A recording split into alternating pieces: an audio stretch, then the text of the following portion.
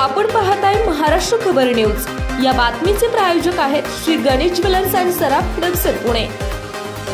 मंगळवारी पहाटे उल्कानगरी येथे बिबट्याचे दर्शन झाल्यानंतर आज पहाटे शहरातील प्रोझोन मॉलच्या पार्किंगच्या बाजूच्या रिकाम्या जागेमध्ये बिबट्या मुक्तपणे संचार करत असल्याचं सीसीटीव्ही फुटेजमध्ये व्हायरल झाले। माहिती मिळताच वन विभागाचे पथक मॉलमध्ये दाखल झाले असून पुढील कारवाई सुरू आहे। गेल्या 4 दिवसांपासून वन विभागाच्या 70 कर्मचाऱ्यांना जंग पछाडूनही बिबट्या सापडत नसल्याने शहरामध्ये दहशतीचं वातावरण आहे। उल्कानगरी येथे सोमवारी बिबट्याचं दर्शन झाले। 56 तासांवर काळ उलटूनही वन विभागाने रेस्क्यू टीमला बिबट सापडला नाही। मंगळवारी जुन्नरहून रेस्क्यू टीम बोलावली आहे। काबरा नगरात कुत्रा घेऊन जातानाचा बिबट्याचा फोटो पाहून 2 नंबर गल्लीत वन विभागाच्या अधिकाऱ्यांनी चौकशी केली।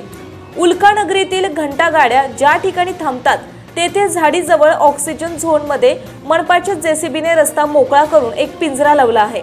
दुसरा पिंजरा शंभूनगरात पोद्दार शाळेमागे लावला आहे।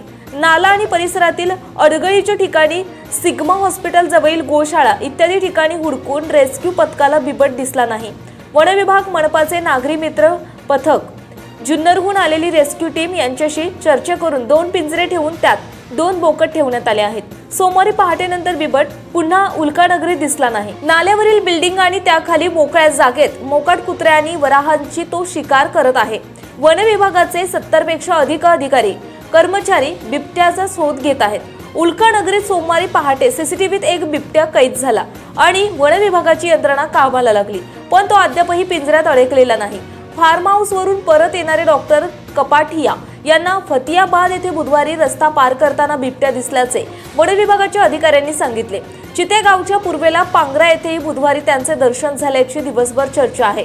याचा अर्थ शहर आणि परिसरात एक नव्हे तर 3 बिबट्याचा संचार सुरू आहे। त्यामुळे नागरिकांमध्ये दहशत निर्माण झाली। सातारा देवळाई परिसरामध्ये शाळांना सुट्टी देण्याचीही अनेक पालकांमध्ये चर्चा आहे। आपण पाहताय महाराष्ट्र खबर न्यूज। या बातमीचे प्रायोजक आहेत Shri Ganesh jewellers and Saraf production Pune.